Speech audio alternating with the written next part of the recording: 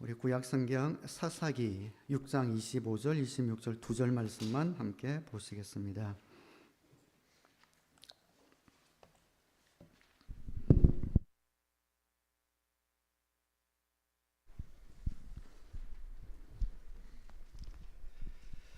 많은 사사 가운데 기도원에게 주신 그런 말씀 가운데 2절 말씀을 제가 봉독해 드리겠습니다. 그날 밤에 주님께서 기도원에게 말씀하셨다. 내 아버지의 외양간에서 어린 수소 한 마리를 끌어오고 또 7회 된 수소도 한 마리를 끌어오고 내 아버지의 바알 제단을 허물고 그 곁에 있는 아세라 상을 찍어라. 그런 다음에 이 산성 꼭대기에서 규례에 따라 주 너의 하나님께 제단을 쌓고 그 둘째 수소를 잡고 찍어낸 아세라 목상으로 불을 살라 번제를 드려라. 아멘.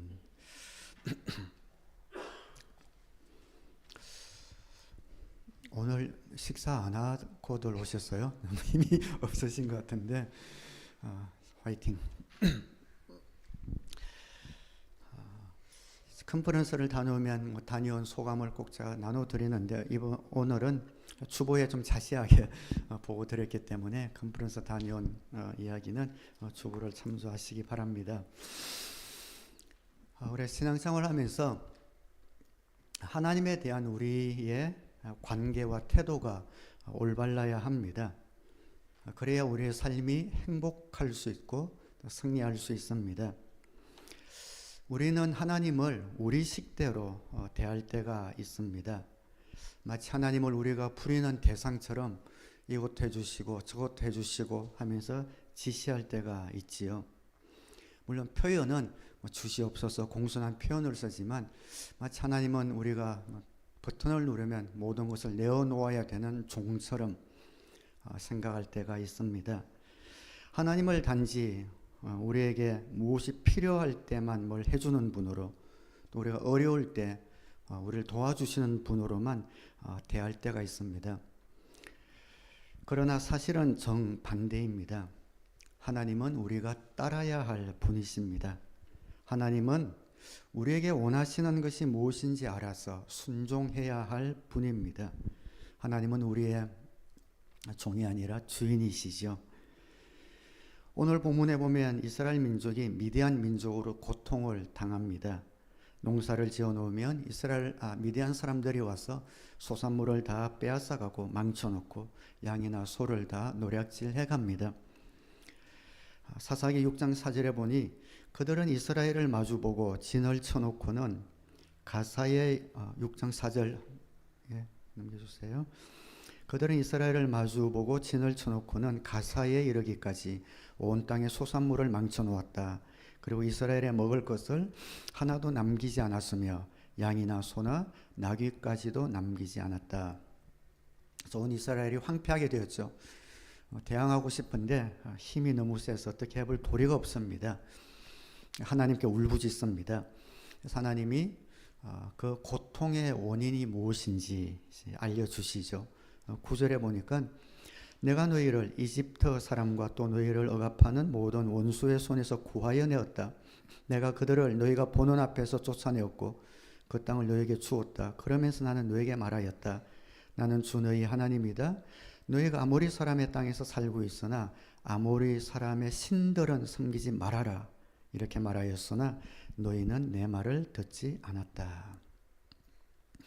이스라엘 민족이 하나님을 떠나서 다른 우상을 섬긴 것이 그 고통의 원인이었다 알려주고 계십니다. 이스라엘 민족은 하나님을 향한 관계와 태도가 올바르지 못했습니다. 하나님이 그들의 주인이시고 따라야 될 순종할 분이신데 그러지를 못했습니다. 하나님 대신 다른 것을 의지하였고 다른 우상을 쫓아갔습니다. 그것이 이스라엘 민족의 고통의 이유였습니다. 우리 인생도 그렇습니다. 우리 인간의 행복은 하나님을 믿고 따르는 데 있습니다. 하나님이 우리를 만드셨기 때문에 하나님을 떠나서는 인간은 절대 행복할 수 없습니다. 내가 하나님을 믿고 따를 것인가 아니냐, 이것은 간단한 문제가 아니라 내 인생을 행복하게 사느냐 불행하게 사느냐의 선택이 될 수도 있습니다. 하나님께서 이스라엘 백성을 구원하기 위해서 기드온을 부르셨습니다. 그래서 기드온을 통해서 미디안으로부터 너희를 건져주겠다 약속하셨죠. 그런데 그렇게 승리하기 위해서는 두 가지가 선행되어야 된다라고 오늘 본문에 말씀하셨습니다. 첫째는 너희들이 섬기는 아세라상을 찍어버리라. 우상을 버리고 그곳 하나님의 제단을 쌓으라는 것이었죠. 본문 말씀 다시 읽진 않겠습니다. 바알 제단을 허물고 아세라상을 찍으라. 그곳에 제단을 쌓아라 말씀하셨습니다. 우상은 하나님보다 다른 것을 따르는 것이라는 것 여러분 잘 아시죠? 하나님보다 더 좋아하고 의지하는 것입니다. 하나님을 인정하지 않고 내가 좋아하는 것을 따라 사는 것입니다. 하나님을 따라 살지 않으니까 우리 삶은 하나님이 주시고 싶어 하시는 복과 승리를 누리지 못하게 됩니다. 그리고 그 상태로 계속 가게 되니까 황폐함이 찾아오게 됩니다. 하나님께서 우리들이 하나님을 따르라라고 명령하시는 것은 우리의 행복을 위해서 그렇게 말씀하신 겁니다. 그래서 하나님은 우리 삶에 하나님보다 앞서는 것, 우선하는 것, 좋아하는 것을 버리기를 원하십니다. 우상은 언제나 우리의 영혼과 삶을 파괴하기 때문에 그렇죠. 우리가 하나님 대신 다른 것을 더 붙들고 의지하는 한 우리는 행복한 승리하는 생활을 누릴 수가 없습니다. 하나님 외에 다른 것을 따르면 우리의 삶은 점점 각박해지고 메말라지고 황폐함에 이르게 됩니다. 가만히 보면 우리의 삶 구석구석에 이런 우상이 존재합니다. 하나님을 믿기는 하는데 따르지 않으려는 마음이지요. 내 마음대로 하려는 고집, 영적인 교만이 있습니다. 또 하나님이 주신 축복을 하나님보다는 그것을 우상으로 만들어 섬기고 싶어 합니다.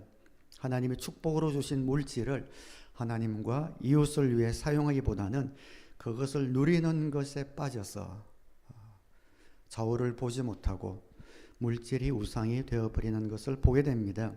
하나님이 축복으로 주신 삶의 환경, 캐나다 이민 생활이 어렵다고는 하지만 캐나다에 사는 것만으로 이 지구상에서 5% 선택된 사람들 안에 살고 있다는 통계가 있지 않습니까? 하나님이 우리에게 축복으로 주신 삶의 환경을 자신만을 위해 사용해서 좋은 환경이 우상이 되어버립니다. 저희 이제 큰애가 몇 년 전에 이제 직장 잡아서 집을 나가고 작은애가 몇 개월 전에 집을 나갔어요. 야, 편하대요. 나가니까 두 명 나가니까 이래서 다 애들 다 키워서 보내면 이런 편하다고 하는 게 이런 거구나 싶을 정도로 둘이 있으니까 너무 편하고 좋아요. 예, 목장 나눔할 때도 이렇게 편해서 좋다 뭐 이렇게 몇 번 이야기를 했는데 이 말씀을 준비하면서 이 편함이 혹시 또 우상이 되진 않나 이런 생각이 번쩍 들기도 했습니다. 편해서 좋다. 좋아서 뭐 할 거냐 라는 질문을 다시 하게 됩니다. 하나님이 더 여유를 주시고 또 복을 주시고 시간을 주셨으니 우리가 할 게 뭐가 있겠습니까? 사명 따라 사는 것, 하나님 말씀 따라 순종하는 것, 더 많은 사역에 힘을 쏟는 것, 그거밖에 더 뭐 할 게 있겠습니까? 편하다 하고 늘어진다면 하나님이 주신 환경을 그냥 그 속에 묻혀서 우상이 될 수도 있겠다, 이런 경각심이 들기도 했습니다. 많은 사람들에게 물질의 축복이나 환경의 축복이 도리어 자신의 삶을 망치게 되는 결과를 초래하기도 합니다. 우상은 언제나 황폐하게 만들기 때문이죠. 우리의 마음을 살펴야 합니다. 내 우상이 무엇인지 찾아내야 합니다. 우리 마음에 자리 잡고 있는 잘못된 마음들, 잘못된 생각들을 찾아내야 합니다. 하나님이 주신 축복을 잘못 사용하고 있지는 않은지 살펴야 합니다. 다른 사람과 막힌 것은 없는지 발견해야 합니다. 잘못된 관계, 미움 이런 것은 내 속에 없는지 살펴보는 것이죠. 그래서 우리 속에 자리 잡고 있는 이런 나쁜 습관들, 옛사람의 속성들, 이런 것들을 하나씩 부수는 것입니다. 우리 삶에 하나님이 기뻐하지 않는 것들을 찾아내서 철저하게 끊어내는 겁니다. 그리고 하나님이 조명해 주시는 우리의 세밀한 죄를 철저하게 회개하는 겁니다. 이렇게 하는 것이 쉽지가 않습니다. 내가 좋아하는 것을 버리고 하나님이 원하시는 것을 따른다는 것은 불편한 일입니다. 우리의 본성에 반하기 때문이죠. 그러나 그 불편함을 깨뜨리고 하나님이 원하시는 것을 따르는 용기와 결단이 필요합니다. 그게 비로소 행복과 승리가 있기 때문입니다. 죄와의 싸움을 우리는 해야 합니다. 죄를 끊기 위해 투쟁해야 합니다. 내 안에 도사리고 있는 그 우상 끊어버리기 위해 기도하고 묵상하고 금식해야 합니다. 죄로 인해서 애통하는 눈물을 흘릴 수가 있어야 합니다. 내 속에 있는 우상을 허물고 하나님 앞에 올바로 서기 위해 몸부림쳐야 합니다. 이런 영적인 싸움을 하면서 결국 우리 속에 있는 우상이 끊어지게 됩니다. 이런 싸움이 없이는 그냥 그대로 흘러가다가는 우리 속에 교묘하게 숨어있는 이 우상을 끊어버릴 수가 없습니다. 우상과 함께 살아가는 그 삶에는 진정한 기쁨이 없습니다. 하나님은 이 땅에서 우리가 천국의 맛을 보면서 살기를 원하시는데 그 맛이 무엇인지 알 수가 없습니다.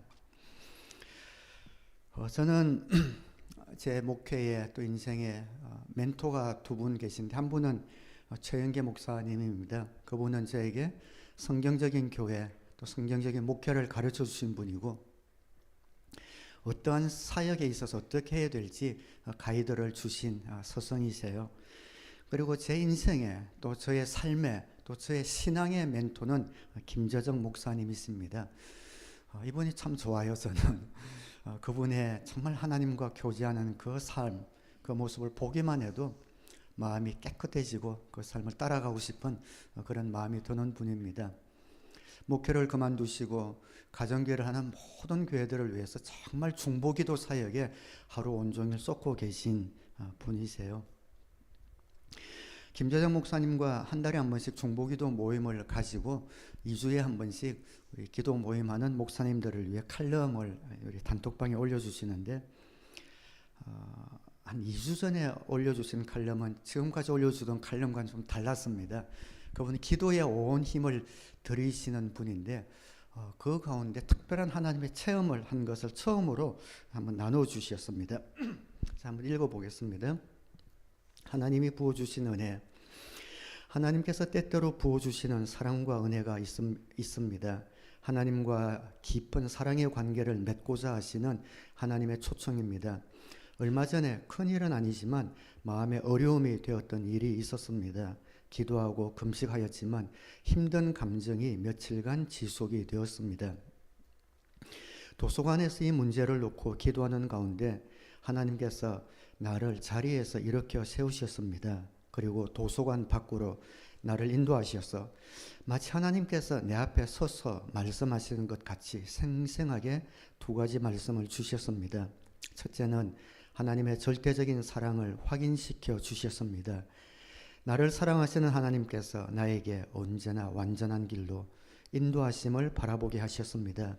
그래서 나를 향하신 하나님의 절대적인 사랑을 다시 영접하게 해주셨습니다. 둘째는 전능하신 능력을 확인시켜 주셨습니다. 어떠한 환경이나 조건 속에서도 이기게 하시고 승리를 주시는 하나님을 바라보게 하셨습니다. 그래서 전능하신 하나님의 능력을 다시 영접하게 해주셨습니다. 하나님께서 나의 마음에 주신 두 가지 말씀은 내가 평생 붙들었던 나의 신앙의 기본이 되는 내용이었습니다. 하나님은 내가 평생 붙들고 살아왔던 말씀을 다시 확인시켜 주셨습니다. 그래서 나를 향하신 하나님의 사랑과 능력을 다시 붙들도록 하셨습니다. 하나님의 음성을 들으면서 나의 영적인 모습을 돌아보게 하셨습니다. 그리고 하나님 앞에서 회개하고 바로 잡아야 할 부분들을 구체적으로 선명하게 보게 해주셨습니다. 나의 삶 가운데 찬양이 부족한 모습, 간절함이 부족한 기도의 모습, 그리고 내면과 삶의 방식에서 버리고 바꾸어야 할 부분을 보여주셨습니다. 그래서 매일의 삶에서 더 많은 찬양을 전심으로 드리고 간절함과 절박함을 가진 기도를 드리고 육신을 쳐서 철저한 순종을 드리는 이 세 가지를 결단하게 되었습니다. 이 사건을 통해서 하나님은 나의 영적 삶을 바르게 세워주셨고 영적 회복을 주셨습니다. 또한 나의 남은 영적 생활 가운데 내가 하나님 앞에서 어떠한 모습으로 살아야 할지를 선명하게 말씀해 주셨습니다. 이번 일을 통하여 하나님은 나의 삶을 마칠 때까지 영적으로 흐트러지지 않고 하나님의 절대적인 사랑과 전능하신 능력 안에서 진심으로 드리는 찬양과 간절하고 절박한 기도와 철저한 순종으로 하나님 앞에 가까이 머물기를 원하심을 알게 되었습니다. 지금까지 영적 생활을 하면서 하나님은 언제나 필요가 있을 때마다 나를 찾아오셨습니다. 실망할 때는 나를 사랑의 손길로 일으켜 세워주셨고 낙심이 될 때는 사랑의 음성으로 용기를 주셨고 길을 잃을 때는 바른 길로 나갈 수 있게 해주셨습니다. 하나님은 언제나 나의 영혼을 만져주시고 영적 회복을 주시는 분이십니다. 허물투성이고 연약하고 보잘것없는 나의 삶에 세심하게 관심 가지고 계시면서 언제나 나의 영혼을 새롭게 하시고 강하게 하시는 하나님의 사랑의 손길에 감사와 감격이 있습니다. 돌아보면 나의 삶은 하나님의 사랑과 은혜로 빚어진 것임을 보게 됩니다. 나를 사랑하시고 나와 함께 하시는 하나님을 다시 선명하고 깊이 경험한 시간이었습니다. 하나님께서 직접 생생하게 말씀해 주시고 이분이 평생 붙들고 온 하나님의 사랑과 능력을 확인시켜 주시면서 기도는 많이 하시는데 찬양하시는 건 제가 본 적이 없는데 찬양을 많이 하라 그런 말씀 주신 것 같아요. 그래서 도서관에서 10시부터 밤 10시까지 기도하고 준비하시고 중간에 공원 안에 있는 도서관인데 아틀란타에 그때는 나가서 큰 소리로 찬양하고 또 큰 소리 기도하는 그런 삶을 지금 또 살고 계시다고 어제 칼럼에는 또 그렇게 쓰셨더라고요. 또 읽고 싶지만 좀 길기 때문에 그냥 넘어가도록 하겠습니다. 하나님은 우리의 삶 가운데 이러한 우상을 허물기를 원하실 뿐 아니라 그곳에 하나님의 제단을 쌓기를 원하십니다. 그것이 승리하는 길이에요. 하나님보다 더 우선하는 것, 하나님보다 더 편애하고 좋아하는 것, 그 우상을 허물고 그 자리에 하나님의 제단을 쌓으라. 우리의 우상을 하나님으로 바꾸라는 것이지요. 이 세상의 것들을 즐기던 자리에서 하나님의 영광을 위해 사는 겁니다. 내 인생의 주인이 내가 되어서 내 마음대로 핸들하던 인생에서 하나님이 이제 나의 주인임을 고백하고 인정하고 따르는 것입니다. 예수님을 믿지 않던 인생에서 예수님을 믿고 따르는 삶을 사는 것입니다. 세상의 즐거움을 누리던 시간을 하나님을 붙들고 기도하고 찬양하는 것을 즐거움으로 바꾸는 자리를 만드는 것입니다. 나만을 위해 살던 인생을 다른 사람을 위해 손 내미는 인생으로 바꾸는 것입니다. 나에게 주신 축복을 나와 가족만 누리던 자리를 다른 사람에게 축복이 되는 삶으로 바꾸는 것입니다. 이것이 우리의 우상을 허물고 그 자리에 하나님의 제단을 쌓는 하나님 자녀의 모습입니다. 우리 주위에 그런 분들이 있습니다. 정말 본받고 싶고 마음에 도전이 되는 분들이죠. 당장 생활이 어려우면서도 끝까지 주의를 지키고 목장과 신앙생활 잘해보기 위해서 돈을 벌고 세상에서 더 잘되는 길을 따르지 않고 말씀 따라 살려고 분투하는 성도님들 또 가정들이 있습니다. 그 어려운 형편 가운데서도 반듯한 11조를 바치는 가정들이 있습니다. 힘든 여건 속에서도 다른 사람들을 섬기기 위해 자신의 것을 쪼개어서 희생을 마다하지 않는 우리 성도님들 지체들이 있습니다.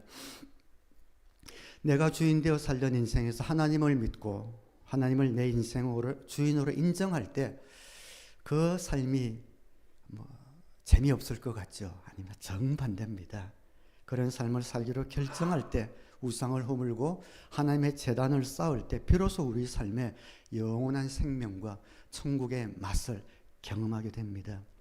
세상의 재미를 누리던 자리를 말씀과 기도의 자리로 바꿀 때, 그때 비로소 우리의 삶에 풍성해집니다.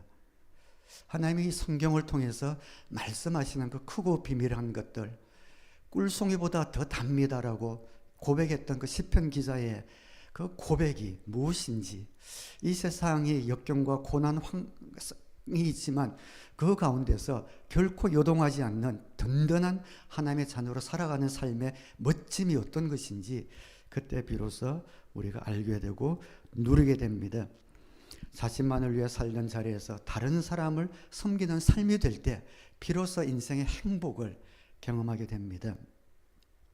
우리의 우상들을 찾아서 허무는 것, 그리고 그곳에 하나님의 제단을 쌓는 것, 이것이 승리하는 생활을 하기 위한 첫 번째 조건이었습니다. 둘째, 하나님은 기드온에게 군사를 선별하라라고 이야기합니다. 7장 1절부터 8절까지 너무 기니까 7절만 그냥 한번 읽어봅시다. 뒤에 가서 7절 볼까요? 주님께서 기드온에게 이르셨다. 그 뒤에 한 장 더, 그 뒤에, 예. 주님께서 기드온에게 이르셨다. 물을 핥아먹은 300명으로 너희를 구원하겠다. 미디안 사람들을 너희 손에 넘겨주겠다. 나머지 군인은 모두 온 곳으로 돌려보내라. 기드온을 치러 가라고 기드온에게 이야기합니다. 기드온이 모든 전쟁할 수 있는 남자들을 다 끌어모으니까 32,000명입니다. 근데 기드온 군사들은 13만 5천이에요. 13만 5천이면 그 벌판에 13만 5천이 쫙 진치면 막 새까맣겠죠. 3만 2천 명. 3만 2천 명 해봤자 13만 5천 명이 4분의 1밖에 안 되는데, 그래 가지고 뭐 싸울 수 있을까 싶은데 하나님이 이상한 일을 시킵니다. 이 중에서 집에 뭐 결혼한 지 얼마 안 됐거나 아이들이 있거나 두렵거나 한 사람들은 다 빠져도 좋다라고 허락을 한 겁니다. 쑥 빠져나갔어요. 그리고 또 물을 어떻게 마시는지 따라 하나님이 탁탁탁 다 골라내시고 하다 보니까 마지막 300명만 남은 거예요. 13만 5천 명을 하나님이 300명을 골라서 기드온에게 붙여주십니다. 네가 거느린 군대 숫자 너무 많다. 4분의 1밖에 안 되는데 다 골라내시고 줄이시고 하나님이 원하시는 300명만 기드온에게 붙여주는 거죠. 하나님이 요구하신 군사의 조건은 무엇이었습니까? 두려움 없이 끝까지 하나님만을 의지하는 300용사만 남겨두셨습니다. 그리고 두려워하는 사람들은 모두 다 집으로 돌려보냈습니다.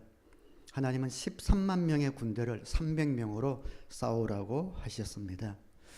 하나님은 기드온에게 하나님만 신뢰하는 것을 가르치고 계십니다. 우리가 승리하는 삶을 살기 위해서 우리의 우상을 허물고 하나님의 제단을 쌓을 뿐 아니라 철저하게 하나님을 신뢰하기를 하나님이 원하십니다. 싸움의 승리는 숫자에 있는 것이 아니고 하나님을 철저히 신뢰하는 사람들을 통하여 일어난다는 것을 가르쳐 주시는 거죠. 인생의 축복은 숫자에 있지 않습니다. 가지고 있는 것의 많음이나 지식의 많음, 재물의 많음, 능력의 많음이 결코 우리 인생에 축복을 가져오는 것이 아닙니다. 하나님을 철저히 의지하고 살 때 하나님이 우리에게 승리와 축복을 주십니다. 가정의 행복도 많은 물질적인 것을 누린다고 오는 것은 아닙니다. 하나님 앞에서 부부가 하나 되고 하나님의 동력자가 되어서 자녀를 말씀으로 키우며 순종할 때 있습니다. 교회도 그렇습니다. 교회에 많은 숫자가 있는 것보다는 같은 꿈을 안고 같은 사명을 품은 사람들이 있는 것이 중요합니다. 그런 의미에서 우리 교회는 행복한 교회이지요. 영혼 구원하는 하나님의 소원과 꿈을 우리가 공유하고 있기 때문에 그렇습니다. 한 영혼을 전도한다는 것, 한 영혼을 섬기는 것은 결코 쉬운 일이 아닙니다. 섬김 쉬운 일 아닙니다.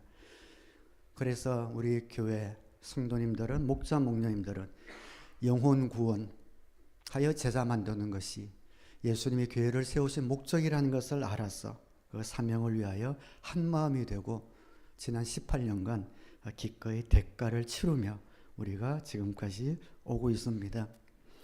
적당히 신앙생활을 해보려고 하는 사람은 그래서 우리 교회가 불편한 교회이기도 합니다. 뭐 꼭 이렇게 해야 돼 라고 하면서 어렵게 되지요. 그러나 하나님을 섬기는 사람들이, 하나님의 사명을 따라 살려고 하는 사람들이 그 교회에 300용사처럼 남게 될 때 그 사람들을 통해서 하나님께서 사용하시고 그 마음을 잃지 않을 때 하나님께서는 우리 교회를 끝까지 지켜주시고 보호해 주실 줄 믿습니다. 교회가 훌륭한 조건이 있다고 해서, 사람이 많다고 해서 꼭 하나님께 쓰임받는 것은 아닙니다. 우리 형편들 돌아보면 좀 훌륭한 것 없어요. 그죠? 학교에 우리가 렌트해서 학교 이게 교실도 많고 편하겠다고 생각했는데 오히려 불편한 점이 더 많아요. 개학 때는 뭐 교실이나 학교를 제대로 쓰지도 못하고, 또 저 밑에 강당도 자기들이 쓰겠다고 이쪽으로 옮겨 왔는데 처음에는 좀 어설펐죠. 근데 지금은 좋지만 뭐 환경 돌아보면 훌륭한 것 없습니다. 우리 주일학교도 밑에 음악교실 거기 조그만 데서 예배를 드리는데 그 담당 그 선생님이 너무 까다로워가지고 뭐 의자나 이런 것 하나만 삐딱하게 놓여있어도 막 메일을 보내요. 그래서 얼마나 조심해서, 주일학생들인데 전도사님이 얼마나 신경이 많이 쓰이겠습니까? 매주 그렇게 예배 드리고 있죠. 그리고 우리 유소도 저 캐빈에서, 그때는 우리 비품 보관소 창고였잖아요. 거기서 예배 드리다가 갑자기 숫자가 이제 10명 많아져서 우리 지난주에 캐빈을 또 우리 깨끗이 치워가지고 또 그것을 쓰고 있죠. 근데 자기들 방 생겼다 좋아하더라고요. 아이들이. 지난주는 같이 막 꾸미고, 또 그 이지훈 목사도 뭐 좀 꾸미고 싶은가 봐요. 그래서 어제 또 전화가 와가지고 벤조선에 아주 튼튼한 테이블인데 하나 20불짜리가 나왔다고 자기 5개를 샀대요. 그러면서 아까 끙끙거리며 트럭에 싣고 와서 아침에도 옮겨 놓는데, 사서 옮겨면 좋지 뭐 저한테 전화해서 생색은 내고 그러는지 모르겠습니다만 어쨌든 막 꾸미고 싶고 막 이런가 봐요. 저도 이번에 컨퍼런스를 다녀오면서 또 요즘 계속 제 마음에 드는 앞으로 우리 교회의 그런 비전은 정말 다음 세대를 세우는 교회가 되고 싶다, 그런 소원이 계속 있습니다. 그래서 우리 사역자들과 만나서 기도하면서 준비해 보려고 합니다. 이제 우리 교회가 청년들뿐만 아니라 유소, 주일학교, 우리 다음 세대를 준비하는, 늦었지만 지금이라도 좀 그런 교회가 되어야겠다, 그런 생각이 듭니다. 우리 교회에 뭐 특별한 사람들이 많지 않습니다. 그러나 지금까지 하나님께서 이 모양 저 모양으로 우리를 사용하시고, 또 우리가 한참 섬김에 불이 붙을 때는 우리 교회를 통해서 많은 교회들이 은혜를 받고 그곳에 가서 가정교회, 신학교회를 세우고 영혼 구원하는 일들을 하고 있는 것을 보게 됩니다. 사랑하는 성도님 여러분, 우리가 약하다고, 또 우리 교회에 특별한 사람들이 없다고, 환경이 열악하다고 기죽을 필요 없습니다.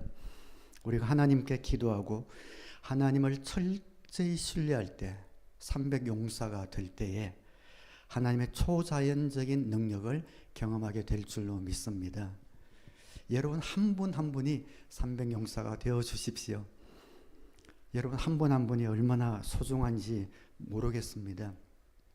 더 이상 어떤 구경꾼이나 방관자가 아니라 하나님이 일하시는 그 300용사의 한 명이라는 그런 자부심과 사명을 가지고 하나님을 섬기고 교회를 섬기고 또 이웃을 섬기는 우리 교회가 되었으면 좋겠습니다. 담임 목사로서 제가 많이 부족하지만, 그러나 담임 목사를 싫어하면 설교가 귀에 들어오지 않아요.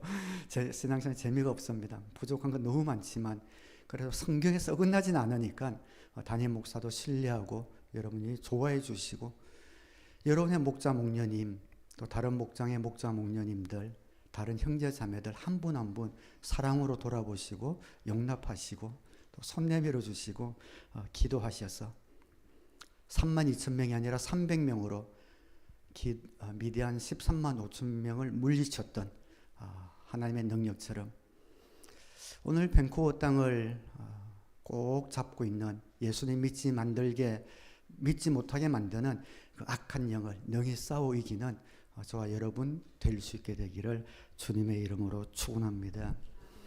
싸움의 승리는 하나님이 주시는 것입니다. 우리의 조건이나 능력에 따라 인생 잘 살 수 있는 것 아닙니다. 많은 것 안다고 또 많은 것 가졌다고 행복한 것 절대 아닙니다. 많은 사람들이 모인다고 해서 그 교회에 승리가 있는 것도 아닙니다. 하나님을 인정하고 신뢰하는 사람들과 그 교회에 하나님은 승리를 가져다 주십니다.